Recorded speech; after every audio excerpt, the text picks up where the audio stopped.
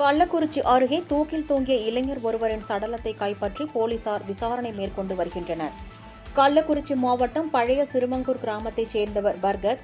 இவருக்கும் அகரகோட்டலம் கிராமத்தைச் சேர்ந்த பேபி என்பவருக்கும் 3 ஆண்டுகளுக்கு முன்பு திருமணம் நடைபெற்றது. இருவருக்கும் இடையே அடிக்கடி குடும்ப தகராறு ஏற்பட்டு வந்ததாக கூறப்படுகிறது.